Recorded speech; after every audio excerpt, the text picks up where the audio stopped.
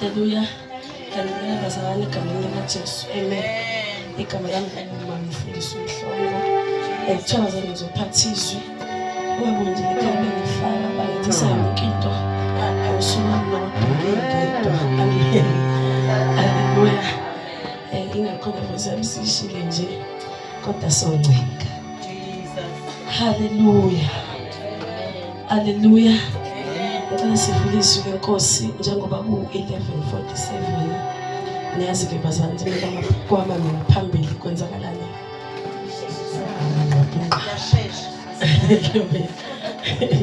Haleluya.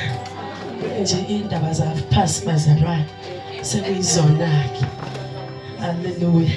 Ngicela sivule amabhayibheli ethu encwadini kaJohane chapter 10. Amen. Hallelujah. Hallelujah.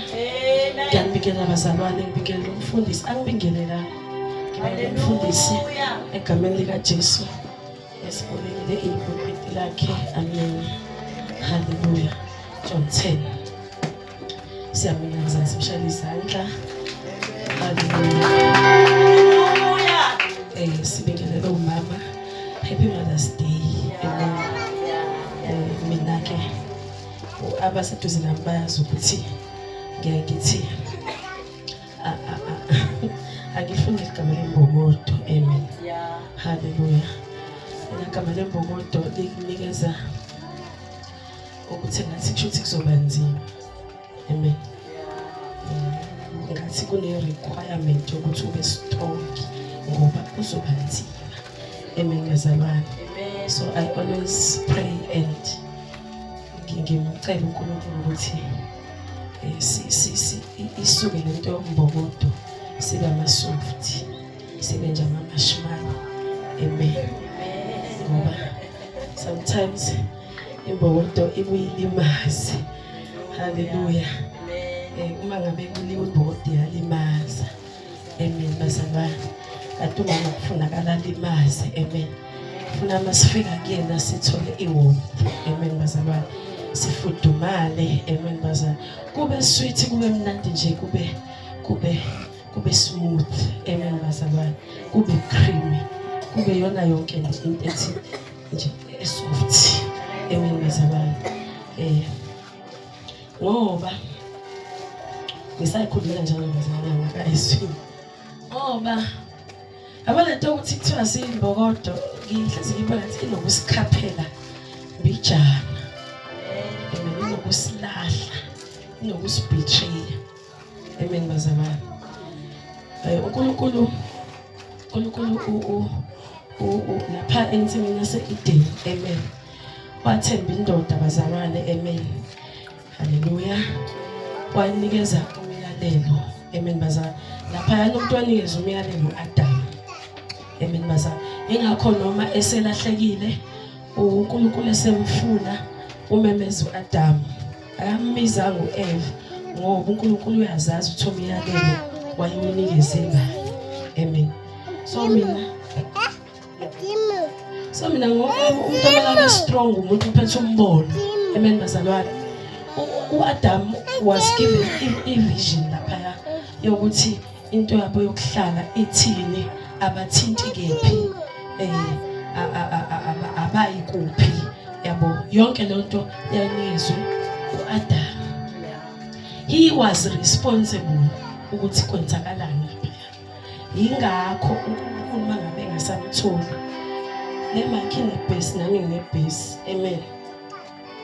Ingakho uNkulunkulu mangabe engasamtholi embuza ukuthi ukuphi Adam, ngoba uAdam awayembeke la wembeke khona. uNkulunkulu wenama expectations from uAdam. Amen, bazalwane. Umuntu onika umbono uNkulunkulu nama expectations uyena. Khona izwi lenkosi elithi to whom much is given, much is more expected. Amen, bazalwane. Okuchaza ukuthi uma unikezwe uNkulunkulu umthwalo omkhulu, uNkulunkulu ulindele okukhulu kuwena. Uma ngabe uthandaza uNkulunkulu embula izambulo ezinkulu eziningi kuwena. uNkulunkulu ulindele ukuthi lezo zambulo zireach abantu abaningi and wena responsible for lokho ngoba kulona ikezo okuningi ukhulu okulindeleke kuwe. Amen bazalwane. Kufana noNkulunkulu esibusisa mhlambe nje ngezinto ezama material. Amen bazalwane. uNkulunkulu mangabe ngibusisa ngo5 rand, kulo 5 rand uNkulunkulu mhlawumbe unama expectations ukuthi kusiza abantu aba4. But yazi ukuthi emhlabeni indaba kunje ukuyibuza ukuthi indaba khona umuntu onebhiliyoni khona umuntu ono0 rand. Ingoba abantu abayi-understand lento ukuthi to whom much is given much is more expected. Amen bazalwane. Ngoba uNkulunkulu emnikeza ibhiliyoni, leli ibhiliyoni akushiyo ukuthi akagodleke yabo. Into kaNkulunkulu bazalwane uku-investa kuNkulunkulu akusebenzi ngokuthi uhlale la kuwena. Amen bazalwane. uNkulunkulu benginikeze u100 rand. Amen bazalwane. Uyazi uNkulunkulu ukuthi kulo 100 rand ufuna ukunakekela abantu abangaki ngani. Haleluya. uNkulunkulu enginikeze u1000 rand, uyazi ukuthi kule 1000 rand ungilindela ukuthi it's like uNkulunkulu unika mina 1000 rand kodwa uNkulunkulu ufuna ukunikeza abantu abawu10, 100 rand each. That is how uNkulunkulu asebenza bazalwane. uNkulunkulu akasebenzi ngokuthi be blessed and be blessed. uNkulunkulu usebenza ngokuthi be blessed so that you are going to be a blessing to others. Ingakho nasesontweni kufanele sifane. Amen bazalwane. Kufanele sifane. Amen bazalwane. Sifane. Ungabi khona ukuthi khona ogqoka ingubo ye1000 uyangichoka. Khona ogqoka ingubo ye1000, khona ogqoka ingubo ye100 rand. Yazi indaba ngoba lo wanikezwe 1000 enzayo ngaphuma ngithi ingubo ezo5 za 200. Yena wabona ukuthi abe greedy. uNkulunkulu akasebenzi ngegreed. Amen bazalwane. Uma sabatwana bakaNkulunkulu bele ubekuthina lowo mqondo lowo. Yazi ukuthi akasweli umuntu okhiphayo. Mina ngakhuliswa isakwazi bazalwane, okufika abantu nje ekhaya sithela impuphu plastic, sithela irice, angikhuphula dasilamba ekhaya. Amen bazalwane. Ugokweza kuphe ngisho iNorox. Amen bazalwane. Akufakele iNorox, akufakele usawoti. Angikhumbuli kuthiwa ekhaya alikho irice ngoba uphilise ngalo. Cha. Okunalokho kwakuba khona irice eqhamukayo nje sidididi ngoba bethanga bekhona demuphi irice. Amen bazalwane. So uNkulunkulu bazalwane usebenza kanjalo. Especially thina bazalwane ngoba uNkulunkulu esibeke kule ndawo. Yabo ngoba sikule ndawo bazalwane. uNkulunkulu usibeke kule ndawo for a purpose. Amen bazalwane. uNkulunkulu uyazazi izidingo zale ndawo. uNkulunkulu umnakekela umuntu spiritually, physically, emotionally and financially and all that. Amen bazalwane. uNkulunkulu umnakekela umuntu ngayo yonke indlela and uNkulunkulu ufuna umuntu anakekelwe ngayo yonke indlela. Uma siyibandla sithi sizoshumayela ivangeli, sithi uJesu wafa esiphambanweni, ayenze nje sense lonto uma uyilambele. Amen bazalwane. So ezibandla kufanele sikwenze our duty ukuthi umuntu olambile waziwa yithina sigijimele ukumsiza. Amen bazalwane.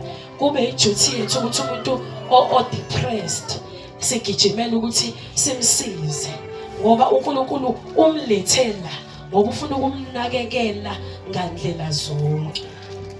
That is how uNkulunkulu enakekela umuntu. Umnakekela ngandlela zonke. Akamnakekeli ngevesi kuphela. Haleluya.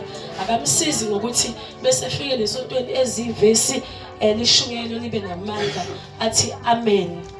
Bese inkonzi yaphuma and then back to reality. Sekumele acabanga ukuthi ngizogibela ngani kusasa. Amen bazalwane. uNkulunkulu umletha la ngoba uyazi ukuthi la uNkulunkulu ngoba esihlanganisele la uzoyenza indlela ukuthi thina sibe nama means ukuthi uma efike depressed simsize. uma ngabe efika elambile simphakele ukudla. Uthi uJesu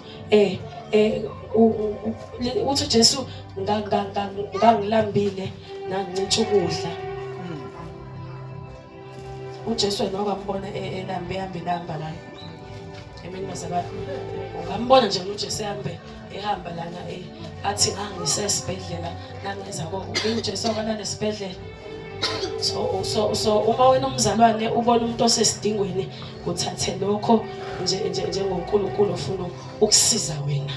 Ngoba whenever we give uNkulunkulu usiza thina kakhulu more than lo. Ingakho phela lithi ivesi sibusisiwe esiphayo. Amen bazalwane. Kunani as compared to the one who receives. Umuntu obusiseke kakhulu lo okhiphayo. Amen bazalwane. Yazi uNkulunkulu uma ngabe ukhipha ubusisa wena okhiphayo ngaphezulu kwalo mkhiphelayo. Ungacabanga ukuthi mawukhipha uNkulunkulu kuyancipha. Amen bazalwane. Uma ukhipha ngenhliziyo kaNkulunkulu akunciphi. Amen bazalwane. Akunciphi bazalwane, akunciphi. Akupheli futhi. Akupheli nje. Akupheli. Yabo nje mangabe ukhipha ngenhliziyo ephelele ngengqondo kaNkulunkulu akupheli. Ufuthi uNkulunkulu yenza indlela ukuthi kuhlezi kube khona ozokukhipha. Amen bazalwane. Asivesini. Ithi ivesi bazalwane. Siqale kuverse 1 sizogcina lapha 10:11. Ukufundela isiZulu ukuthi isiZulu mina ngiphathi iNgisi. Ngiphakeme asingisi. Haleluya. Ukhona bazalwane babheke isiZulu. John 10:1.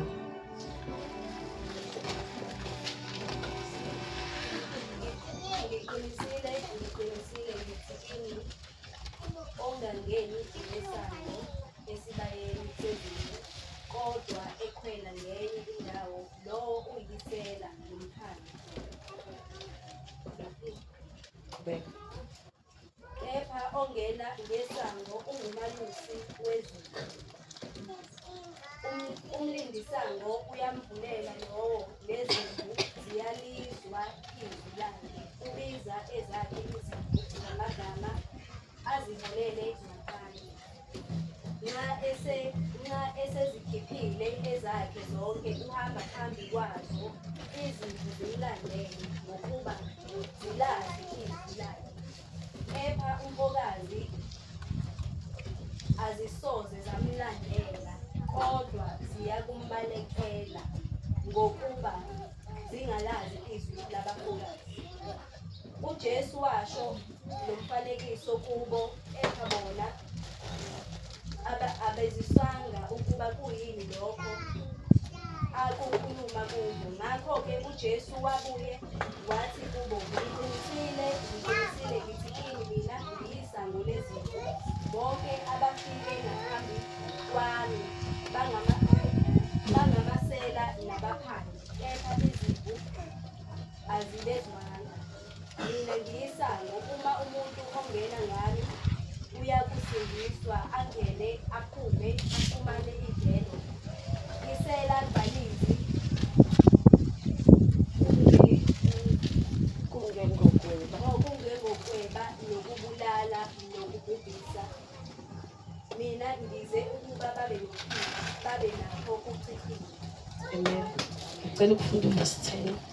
The thief comes only in order to steal and kill and destroy. Cela sibambe lawo magama. Steal, kill and destroy.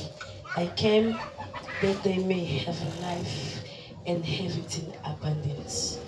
Ngicela umama nxumalo asikhulekele izwi.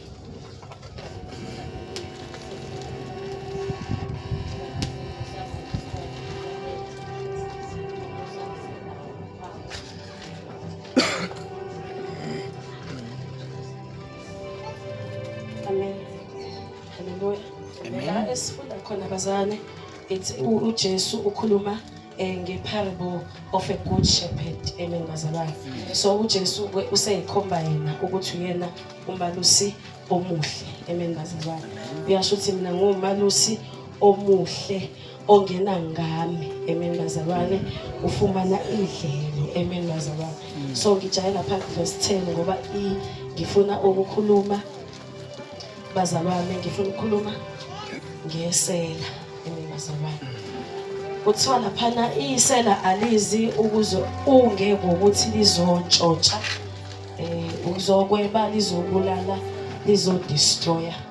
Bese uthi uJesu, mina kodwa mina ngizile ukuze nibe nokuphila, not just ukuphila kodwa nibe nakho in abundance. Uma into unayo in abundance usuke unayo ichichi, amen bazalwane. So ngifuna ukukhuluma about things ezintshontsha, amen bazalwane, ezintshontsha ubuthina, izinto ezintshontsha our identity, amen bazalwane. Njengoba umzalwane kunomuntu owuye owenziwe uNkulunkulu, amen bazalwane. uNkulunkulu kwenzile lithi zona uNkulunkulu ngenziwe ngokwesabekayo, amen bazalwane. uNkulunkulu kwenzile ngale ndlela akwenze ngayo, kunezinto futhi uNkulunkulu ayitshalile kuwena, amen bazalwane. So uNkulunkulu ekwakha kuba nezinto ayitshala kuwe, amen bazalwane. Kunezinto uNkulunkulu akunikeza zona, uNkulunkulu ukunikeza ipurpose, amen bazalwane. Yabo mawamkela nje uJesu ufika ukholwa, uNkulunkulu ukunika ipurpose. Hallelujah. Yes. Hallelujah. Impilo yakho kuba ukuthi iyaqala, amen bazalwane. uNkulunkulu ukunikeza a certain assignment, or ngithi a certain vision empilweni, amen bazalwane. So as ijeni yakho yokukholwa kuqhubeka, or ijeni yakho yempilo generally uqhubeka uphila, kunezinto ezifika zizoba yisela of your identity, amen bazalwane. Sometimes isela le-identity yethu, i-background yethu, ukuthi ngikhuliswa ubani, onjani, wamkhulisa kanjani, amen bazalwane. Leyo nto inayo into yokungishape ukuthi ngibe umuntu oresponda ngendlela ethile eyintweni or empilweni, amen bazalwane.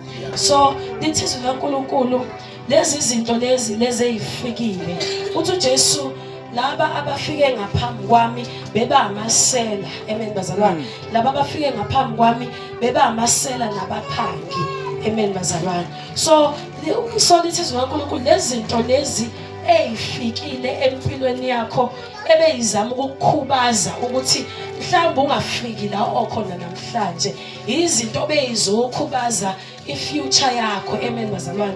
Izinto ebeyizokhubaza ubizo lakho, amen bazalwane. Izinto ebeyizokhubaza ukuthi ungafiki la uNkulunkulu afuna ufike khona, amen bazalwane. Ngoba sonke njengoba sila, uNkulunkulu unendawo or unesikhathi esithile afuna ukuthi sifike kuso, sabantu abathile kusona, amen bazalwane. So uma sikhula kuba khona ukuthi mina mhlambe ngikhuliswe umzali ohlukumezayo, amen bazalwane. So uma ngabe ukhuliswa umzali ohlukumezayo, ukhula unolaka, une-anger, angithi leyo anger leyo isekuyisela lizokuvimba, amen bazalwane. Ngoba khona indawo ongeke uzukwazi ukufika kuzo uma usanolaka, amen bazalwane. Kuneyindawo ongeke uzukwazi ukufika kuzo uma inhliziyo yakhe ingagcwalisiwe ngothando. So uma sikhula or kwenzeka noma yini empilweni, amen bazalwane, mhlawumbe empilweni yomuntu wesifazane, ama-relationships anayo indlela yokuthi afuna ukuzosenza imess, amen bazalwane. Ungene kuma-relationship kube khona izinto ezenzakala empilweni yakho, kunciphe uthando enhlizweni yakho njengomuntu, ugcine uwumuntu opholelwe uthando. Wabazana uthanda kupheli kodwa uthando liyalotha, liyaphola, amen bazalwane. Kube khona izinto ezenzeka empilweni yakho ezenza ukuthi uthando luphole, amen bazalwane. Njengoba umama Nxumalo Desha ukuthi uthando endleleni luyaphola, amen bazalwane. Ngifuna ngicela omunye angivulele uGalatians 5 verse 22, amen bazalwane. Ilezi izinto ezifika isitha zintshontshe empilweni yakho, amen. Isitha sifike sitshontshe lezi zinto ukuze ukhubazeke. Amen bazalwane. It's either sikhubaza emoyeni, emotionally, or sikhubaza spiritually. Thina, for example, mina ngasindiswa ngisancane. Amen bazalwane. I-experience yami of either ama-relationships of whatever eyala sengikhona. Amen bazalwane. Anginayo i-experience yangaphandle. Amen bazalwane. So lezi zinto mhlawumbe bezenzeka kumina la sengikholwa bekuyizinto ezizokhubaza umoya wami ukuthi spiritually ngingabe ngisakhula ngibambelele ekutheni thina ke bazalwane sibonile izinto. Mhlawumbe inhliziyo yami ibambelele ekutheni sokhona sikholwane abafundisi beshela. Yabo? Sokhona sikholwane abafundisi belala nezingane ema-B&B. Amen bazalwane. Yazi khona umunye umfundisi ngisayintombazane angithi mawusakhula uhamba uba exposed nje uba exposed entweni othi masumdala ucabanga ukuthi yazi uma kuthiwa ngangekho lapha ngibanga exposed kuleyani. So ke mntazana ngangihlabelela ke ebusheni bami. Samba sihlabelela ke yabo nje sabe sibhekha ke bonke ke noma kuphi la ngifuna ukuya khona ngithi ngisamusha. Amen bazalwane. Mangifuna kumfundisi nje sengishona khona ehlabeleleke. So la ehlabeleni sambe sidibana nohlobo nje labantu abaningi. So ziningi izinto ezenzakalayo okuyibuza ukuthi kanjani kwabe ngithi mina siyakholwa nje yabo. Kwenzeka kanjani ukuthi yabo kwahambeke ngangihamba ngayohlabela lo mfundisi futhi ngimbonile lade sikhona izolo bekhona. Amen. Aba ngahlabelela-ke angihlabelela-ke naye so ngangibheka angisashaya ngeni soprano hayi lesinibhisi ngihlabeleleke. Hayi umfundisi-ke angithi ungibonile yabo bese phuma inkonzo okuthiwa-ke ake bingenelwa nabo. Haleluya. Amen. Umfundisi maphuma inkonzo athi ngubani ku-Facebook. Ngisho-ke mina ngokunganabi nosumfundisi yabo. Hayi ngisho ukuthi kuba igama lami. Okay, yathi hayi okay ngizoku-invite yabo. Ngiyibuze nje ukuthi umfundisi wayafuna uku-invite yabo. Angi-invite umfundisi. Umfundisi ushadile bazalwane, weshadile nje. Eshadile nje kabi. Amen bazalwane. Shadile nonkosikazi nezingane, nonkosikazi omuhle nezingane. Yabona into abajwayele ukisho. Umfundisi nje enonkosikazi nezingane uJesu muhle. Yabo kunezinto nje ongayi-expectile ngoba phela umfundisi unonkosikazi nezingane. Yabo. Hayi umfundisi ke. Yabo kungcono bazalwane uthiwe ngishela. Yabo. Hayi abefundisi bazalwane kade sasibona. Kuba ukuthi uyabingelela bese ngicela i-visit. Yabona mina intokazi yasemakhaya ke bazalwane. So lento yokuthi nginesithunzi nje ngiyayazisa. I've never felt so humiliated in my whole entire life. I was so angry ukuthi yini la ebone kumina azacabanga ukuthi kufanele mina ngimvashele. Yini? Uyazi ukuthi phela awuzibuza ukuthi yena ngisakholwa kahle. Umfundisi uthi ngimvashele. Only to find out ukuthi hayi uyabacela nabanye nje. Vele uyavakashela. Uyavakashela nje umfundisi. It's not like konke wrong ngami. Mhlawumbe ngihlangane ngaze ngaqala ngifuna ngibuke. Yabo uzucabanga phela into eningi ukuthi umfundisi ngisuka ngaphi? Ngisuka ngaphi? Yabo. So leyo nto leyo yangenza ngababuka ngenye indlela nje abafundisi. Abafundisi nje futhi angazi bazalwane ngamgana kanjani umfundisi ngoba nje abafundisi nje ngangibabuka kabi nje. Angithi kwakuyiplan kaSathane ukuthi mina ngafiki la uzofeza ipurpose yami ukuze nje abefundisi nje ngibabalekele ngoba hayi lo mfundisi nje hayi wangilimaza ngamblocker nje. So lo nto le yayithunywe kwakuyisela. Yes. Usathane bazali untshontshela manje izinto ezokwenza ube right in future. Untshontshela manje. Akakulindi ube nakho bese yakutshontsha. Ukuntshontsha manje. Manje futhi usathane uyayazi potential yakho. noma wena ungangazibona. Kunabantu abayibukela phansi athi we mina kodwa usathane uyakwazi ukuthi wena khona la uyakhona, and la uyakhona inkulu into oyenza, inkulu into akubekele yona la uyakhona. So usathane wenza sure ukuthi awufiki lapho. Ingakho namhlanje kunabazalwane abalimele abenza yonke into ungakholwa ngoba balimale la, balingezwa abazalwane bese thi hayibo lo ngithi ngiyakholwa ngikholwani, mama umfundisi behleba kangaka. Ngikholwani mama besihleka bengasibonisi. Umuntu mesephumela ngaphandle to find comfort la ngayitholanga la, ngoba uma ngabe umuntu efika la efuna comfort engayitholi khona la azoyifuna khona. Lo muntu lo usathane wenzela ukuthi angayifezi purpose yakhe, angayifezi nje.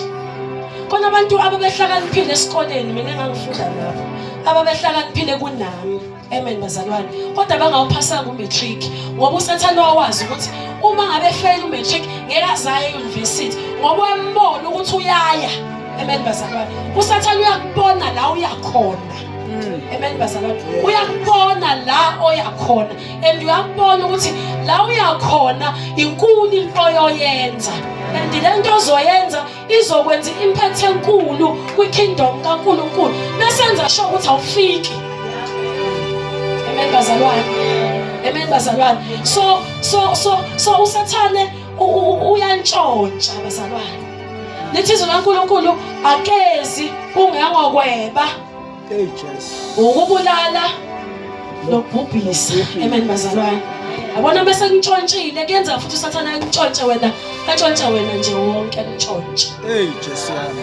Inhloso yakhe ukuthi antshontshe ukuthi akubulale bese eyakubhubhisa. Usathane akakhokhi bazalwane, noma ungamfukuzela uzube emfishane umsebenze akathi thank you, akabongi. Amen bazalwane, futhi akakomelisi ngalutho. Amen bazalwane. Okunalokho inhloso yakhe ukuthi ufe ubhubhe. So usathane mangabe efika la, mangabe wena ufika la enkonzweni kube khona izinto ezenzakalayo, abazali mhlambe kube khona umzali okulimazayo bese uphumela ngaphandle, usathane sekuntshontshile, ufuna ukuasoletha khona ezokubhubhisa kahle, adile nawe nje kahle, ngoba uma ngabe ulokula soloke sithandaza kithi, siloke sikukhulekela ula iduze, siloke sikhuluma nawe sikubuza impilo ukuthi unjani, ula iduze ngithi ngiloke ngikufonela ngiloke ngixoxa nawe ngoba ula iduze. Sathana angayitholi intuba, uyazi ukuthi mekwakususa la uselintshontshile, futhi uyazi ukuthi la obukade uthula khona ngeke usaye.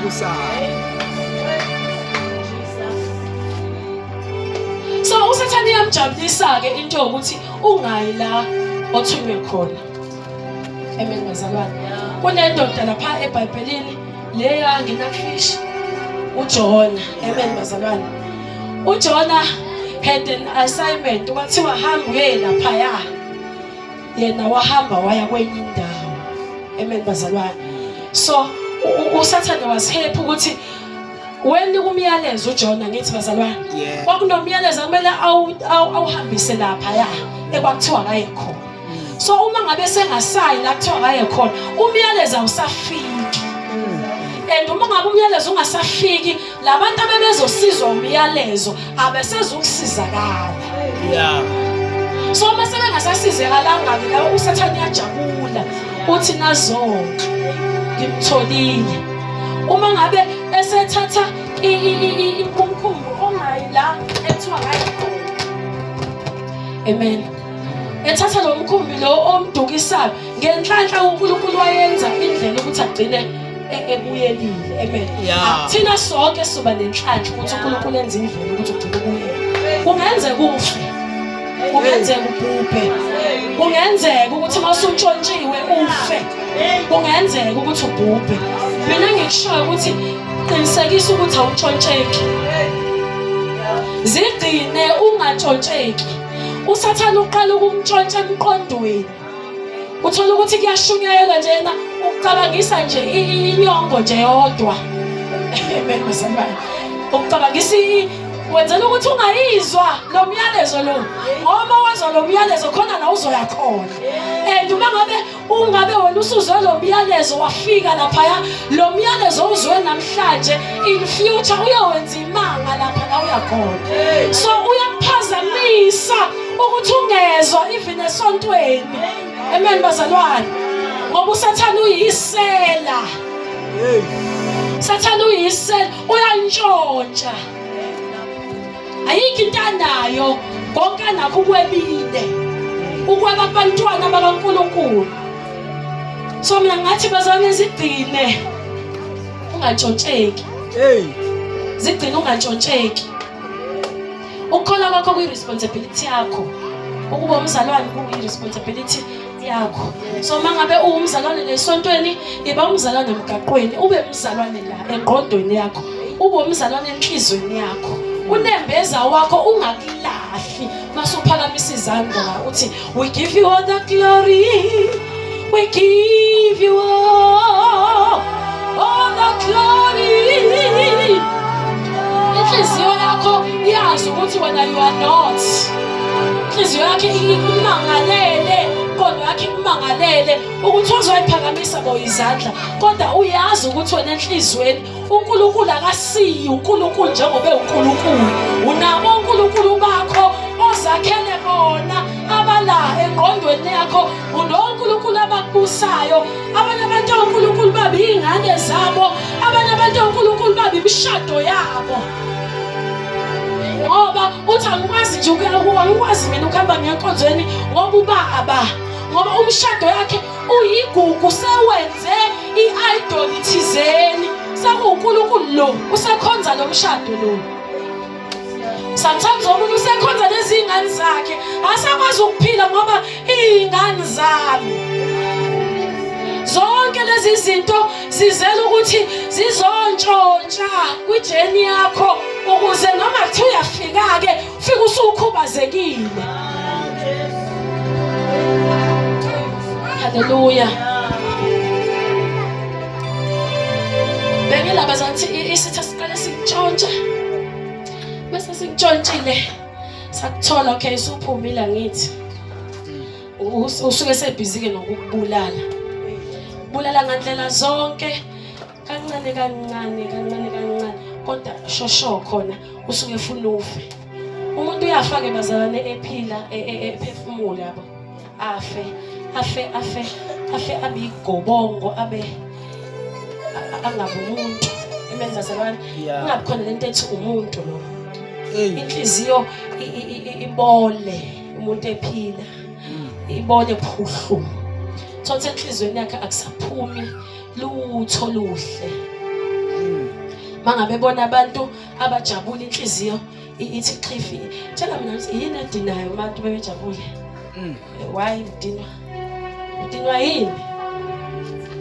Yini ukuthi inhliziyo isiphelile nje indaba yakho ufile uhamba. Sometimes uthola umunye umuntu ngenxa ukuthi inhliziyo yakhe or emotionally ufile, noma omunye umuntu ezobuhlungu yena akasezwa lutho ngoba ama emotions akhe afile ama feelings akhe akasa respond ngoba sekufile nalento yokuthi umuntu aphinde umuntu afe spiritually onoma ngashumayela umfundiso njani akanandaba nje akezwa futhi akahlangani ngoba ufe spiritually. Ukufa okukhulu ukufa spiritual ngoba ukufa kwakho kwangempela ke lokho. Ingakho uJesu ethi mina ngizile ukuthi nibe nokuphila. Lithi uNkulunkulu sasifile ngeziphambeko zethu, kodwa uJesu wasenza saba seduzayo. Amen bazalwane, wasinikeza ukuphila. Ingakho uJesu uma efika empilweni yomuntu, he restores you. Uyakuhlenga, akusave, akusindise. Amen bazalwane. Ebese eyakurestore. Urestore lezi zinto ezilahleke kwijeni yakho yokukhula. Aqala uJesu akubhide kabusha. akwenze kabusha, akupheshe, akupheshe inhliziyo. Uzwe inhliziyo ilokhu iphola. Uyibuza ukuthi hayibo, imina lona. Uzwe inhliziyo iyaphola ngoba uJesu uzile ukuthi sibe nokuphila, nokuphila sibe nako kuchichime. Ayekho umuntu onokuphila okuchichimayo ongaphili emotionally. Ayekho umuntu onokuphila okuchichimayo ongaphili spiritually. Akekho umuntu onokuphila okuchichimayo ongaphili umphefumulo wakhe. Ngoba uNkulunkulu uJesu mayesefika kuwena ufuna ukurestore back to your original position. Amen bazalwane. Angithi nalapha ensimini bazalwane uAdam waphuma. Uma ngabe uJesu ebufuna wayebuza ukuthi positionally where are you? Because mina ngiyazazi ukuthi bengikubeke kuphi emoyeni. Ngiyazazi bengikubeke kuphi physically. Ngiyazazi ukuthi mina bengikubeke kuphi. Uma ngabe ngasamfika uyambuza ukuthi ukuphi. And uJesu wafika uzoqedela umsebenzi restoration. Amen bazalwane. uJesu wasirestore bazalwane. Ingakho kwakumele uJesu abe isono, hayi ukuthi abe isono. Kwakumele abe isono uqobo laso ukuze kungabi khona isono angezosazi ukuthi sitesta kanjani. Abe isono uqobo abhukuze kuso isono, abe isono. Ngoba uma ngabe wayisono mhlawumbe khona izono zethu wengalaza afinyelele kuso. Kukhona indawo udaka esasikulo mhlawumbe uJesu wengalaza afinyelele kuso uma ngabe wathiwa uyisono nje.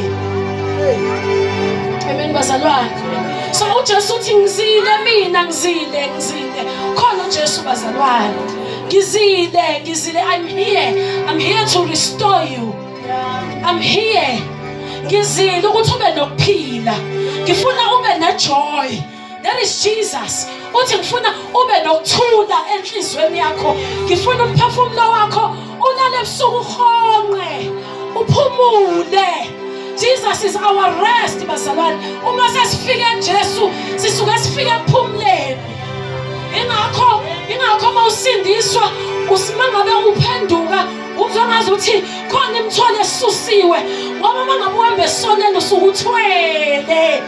Uma ufika kuJesu akuphumuze uJesu ngoba uzile ukuthi ube nokuphila, ube nakho ukuchichime. Akekho umuntu onokuphila okuchichimayo osindwayo. Noma ngabe sitha singintshontsheleni. Amen bazalwane. Noma ngabe sitha singintshontsheleni injabulo yakho. Noma ngabe sitha singintshontsheleni ukuthula in your home. Noma ngabe sitha sikuntshontsheleni imali yakho. Uthi uJesu ngizile mina ukuthi ngizokurestore. Jesus. Ngizile ukuthi mina ube nokuphila. I want you to live. uJesu ufuna siphile bazalwane. Sibe out there. Sibe nempilo echichimayo. Ngisho ngathi ugula okuntshontshe impilo yakho. uJesu uthi mina ngizile to restore you. Ngizile ukuthi nibe nokuphila and lokuphila nibe nakho ukuchichime. Yabona ukuphila okuchichimayo, uma unokuphila okuchichimayo, uma ufika abantu abanganako ukuphila uyabathelela ngoba wena uphila ngokupheleleyo. Uma ufika emsebenzini kukhona abantu abanama issues, uwena obahilayo, awubahili ngamazwi, ubahila ngendlela oyiphatha ngayo, ngendlela obaphendula ngayo. Uma bejijekula kuwe wena wehlele ngezansi baphola ngawe. Uyabona bazalwane ukuthi uNkulunkulu uma ngabe siza umuntu oyedwa usuke efuna ukusiza isizwe sonke. Uma ngabe usizakele wena la namhlanje wahamba ngaphandle nenhliziyo esizakele uzosiza abantu ababili noma oyedwa. Labantu ababili noma oyedwa uzohamba eSamuel afika siza abantu. Ingakho ukuphila kwethu kufanele kungabe ukuphila nje kodwa kube ukuphila okuchichimayo. Uma sinokuthula sibe nesinaka ukuthula into ethe du nje enhlizweni engqondweni kungaphithizeli. Ingqondo yakho ithule uphole uphole nje uphole. Hamba upholile engqondweni, hamba upholile enhlizweni. Noma ngabe isitha sikuntshontsheleni. Hey Jess. Noma ngabe isitha sikuntshontsheleni. Xa ufundela abadla ubalance sengeva nabazalwane. Hawu. 5:22.